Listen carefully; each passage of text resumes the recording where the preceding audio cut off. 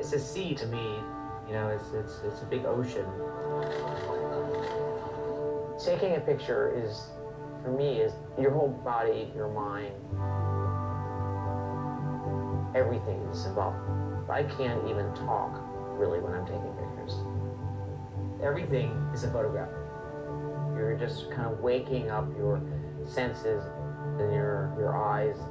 And I've had this opportunity in this long span of this career to try all different kinds of photography.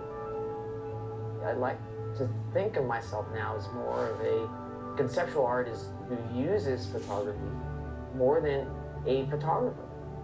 I have a lot of fantastic ups and a lot of wild downs. What does staying with it mean? Staying with it means to persevere.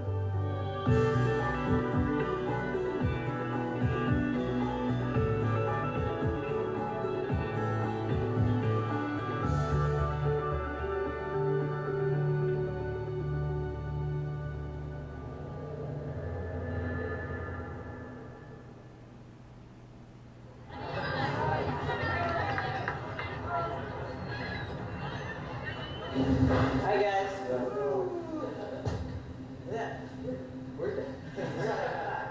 Hey Dan. How are you? I don't think I told you my sister was coming. I just thought it was you getting out. So then he's had a hair done or something.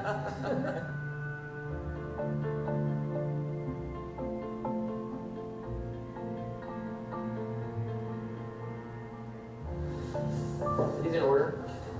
This is an order of stack, right? Yeah, plus the contents of the drawer. Yeah.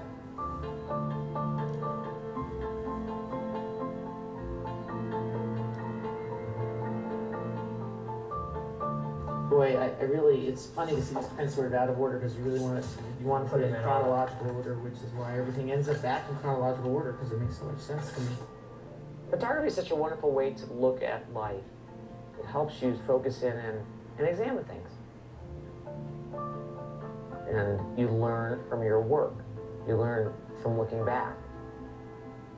It gives you insight into how to go forward.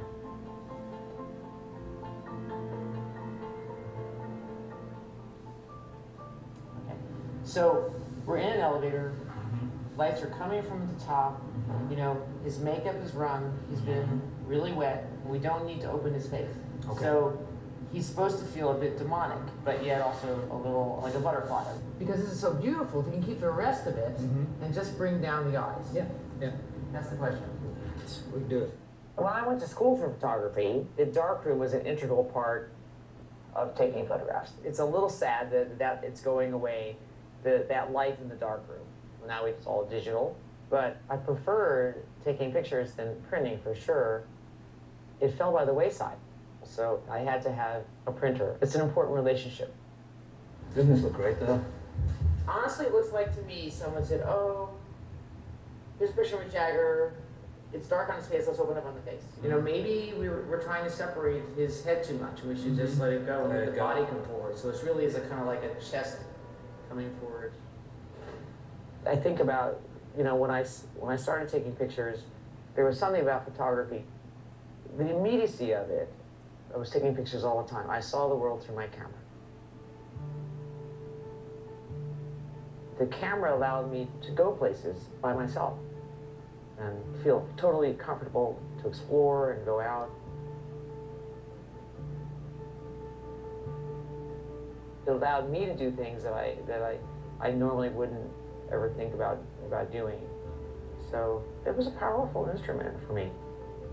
I mean, I know it's hard to believe, but I was shy and certainly very insecure.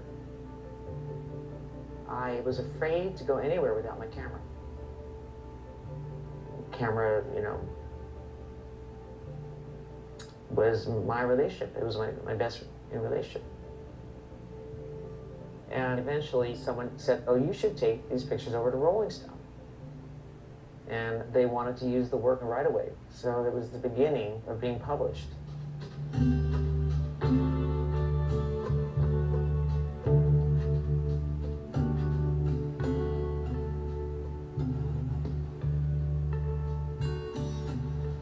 I was as a young kid looking at worlds I've never seen. It was 35 millimeter reportage, but it was personal reportage. It really came from how one saw the world. I was taught to frame with a camera. You work very simply. If you need a close-up picture, you step up to it. If you need a wide-angle shot, you step back. You don't sit there and change lenses. You work with one lens. So literally, we grew up together, Rolling Stone and I. We learned about photography together. Rolling Stone shaped me, and I helped shape Rolling Stone.